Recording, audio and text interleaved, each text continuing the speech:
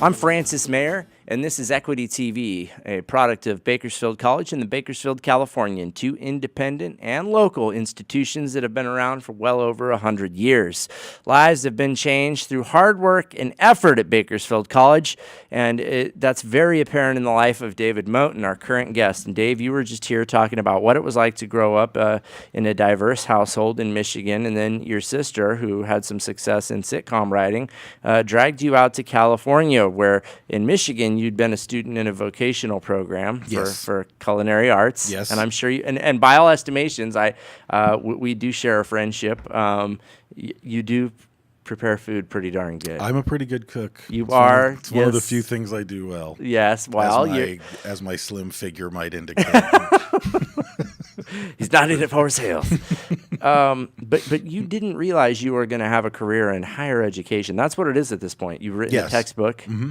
You profess. I do profess. I'm a professor. You're a professor of the works of Chuck Palahniuk, including Fight Club. Yes. And that's a story that's about characters, actually. We're going to talk about your book, Chama, here shortly, and that's a book that's about characters, as you say, more than plot. But first, when you got here from Michigan, from Battle Creek, Michigan, the cereal capital, there was someone who got you into Cal State, and who was that person? A man named Lee Adams. He was an associate dean out there, and he ran EOP, he ran outreach, trying to, recruit. We used to, I worked for him right away when I was 17. I wasn't even admitted yet. He started throwing me in a car and driving me down to Watts to try to recruit and get some people off the streets and get them to Cal State, Bakersfield, and I would just do it because he didn't really give me a choice. He would just say, "Brother, get in the car," and I had nothing else to do. I wasn't on his payroll, but I was somehow driving him to Watts to help recruit people, and then he gave me a job. He got me sort of conditionally accepted at Cal State because I had a wretched GPA, no study skills.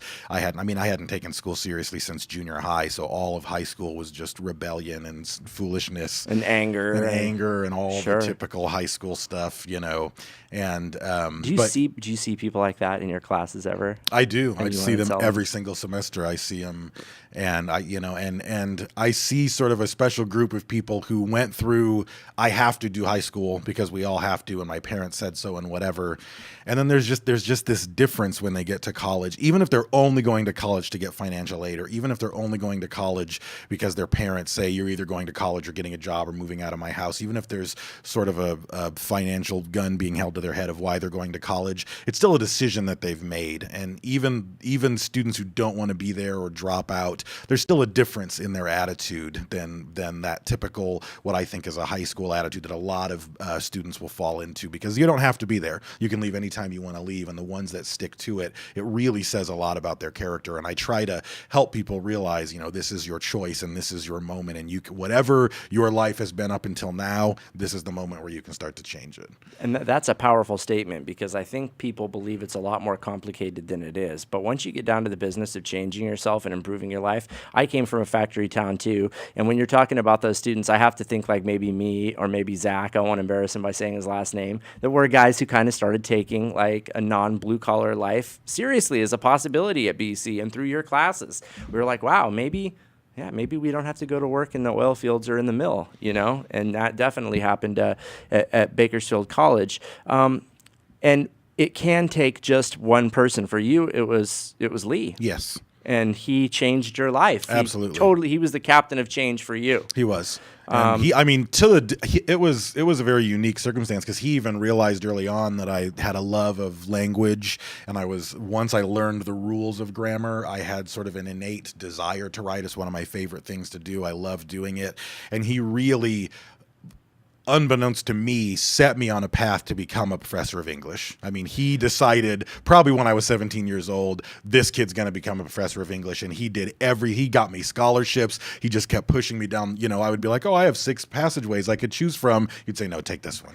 Well, and here we are, and you and I love to talk about storylines, and it seems to me that something people don't consider college for is there's the old Blue Chips Disney trope of, like, down on his luck, football coach is walking through the park getting ready to end it all when he spots a kid who can kick a ball a country mile, but he doesn't know the fundamentals. Right. And it's like, I think the same thing happens with intellectuals in college. You see a guy who can mentally kick the ball a country mile or mentally run as fast as lightning, but he doesn't know the rules of writing a novel. He doesn't even know how to study, for that matter. Right. And so that professor then shapes him and gets him ready for the intellectual draft, as it were. And you, I think that's a perfect metaphor, and I think it's important. I think it's far more common. I think it's far more important in our culture to see the intellects get the credit that they're due instead of athletics. I mean, athletics, especially at that, everybody's thinking, I'm going to become a millionaire and be in the NFL. You're really not. No, you're not. Like, I know you're really good at football and you'll have a lifelong love, and I'm sure you can have an amazing career being a coach somewhere or playing somewhere, but odds are you're not, Yeah, and if you're going to be a coach, you need to get an education. Yes, absolutely. Absolutely. There's that. But I think a lot of people just don't look at the other aspects the same way. But I mean, I think the same thing, you can see kids that have so much talent in whatever field, and I think it's important to encourage them and say, you need to really consider pursuing this. This is something you're good at. And I was fortunate. I had a couple of my English professors as well when I would write pieces, and they would give me some feedback on an essay, and they would say, this is really good. You should consider writing for a living. And it really, a couple of comments like that really kind of set me on a path that I wouldn't have been on, except people I really respected sort of said that to me and kind of got me going. And it ended right here. John, could we take the shot real quick of the cover of the book? And also, that's your father there on the far left of the frame. Yes. The natty dressed gentleman in the glasses. And the man in the center with the almost beatific halo around him, that's Martin Luther King Jr. Yes. And so Dave's and Dave, you actually were at Cal State Bakersfield. You were involved in quite a few African American student I was organizations. involved in. I helped found the group called BMOC, Black Males on Campus. I was involved at the beginning of Project Best when it started, which is still a big force in Bakersfield, trying to get kids into college. And I was involved in the African American Student Union. I wanted to do as much of that stuff as I possibly could. Sorry to cut in front of your shot here. I got to grab this book real quick. And being a part of those organizations was wonderful, but this is the finished product, folks. Look at this. It's a beautiful book. It's called Chama, New Mexico. And Dave, this, as you've said, is not a story so much that focuses on plot, but on characters, and you met a lot of them through your involvement in the clubs and through your many travels. I mean, you went to the Library of Congress and did research, for crying out loud. And in reading the back of this book, you're touching on nanotech, which for a while you were researching very heavily. And talk about that just for a minute, about how long it really goes to write a novel, because Nietzsche once said that nobody under the age of 30 should try to write a novel. It's too heavy of work. But you've been working on the body of knowledge that went into this for 10 years? Probably longer than that. I've been working on the body of knowledge that sort of builds. It's a science fiction novel, but it's set in the near future, sort of within our, potential lifetimes. And I spent probably 15, maybe as much as 20 years really thinking about this book and thinking about the technology that was going to go into it. And as I kept studying technology, which is sort of a fascination of mine, even though I'm a professor of English, I often teach classes whose themes are technology. I study a lot of theoretical quantum physics. This is a lot of the stuff that interests me. And as I study nanotechnology, which is the idea of building machines at the molecular level, smaller than a blood cell, which are being built more and more frequently in the real world, I see all this potential of where this technology is going to go. Curing disease. Everything. Yes, absolutely. Right. And that's one of the biggest things in the book is there's a disease that is spreading. It's sort of a bio attack from a terrorist assault in Chama, New Mexico. It destroys the entire city of Chama, New Mexico, and then Chama becomes kind of ground zero to try to find a cure. And the book, in a way, it's the story of the city, Chama, New Mexico, as much as it is the story of any of the individual characters living in Chama, New Mexico, which is why I gave it that title. But it's really a look at our fears of terrorism, our fears of a viral pandemic, our faith in technology to try to take us past the problems that we consider to exist in the modern world, because we do have faith. I think a lot of people have faith that we're going to cure things, that Ebola's coming around, we'll fix it before it gets to me. And I think we kind of have this faith which might be largely misplaced, but then maybe not. I mean, New Mexico was also the stage for another great act of faith in technology, and of course that was the Manhattan Project and the creation of the atomic bomb. We had history of trench warfare and brutal man-on-man violence before that, and then that was an incredible act of man-on-man violence, the dropping of the two atomic weapons, but ultimately it brought that war to a close.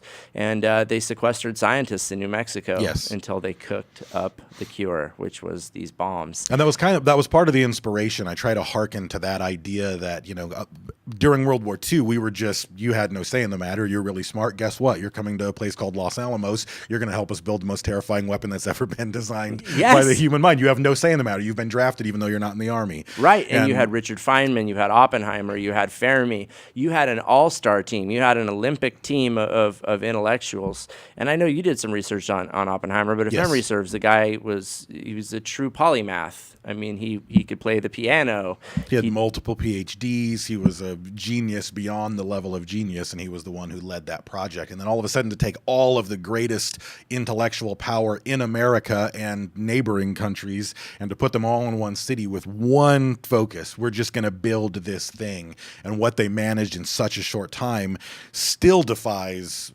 explanation. I mean, there are still nations that cannot build a nuclear bomb, and we did this in 1940s. Yeah, where the computing power that's in my phone was kept in a room the size of a football field.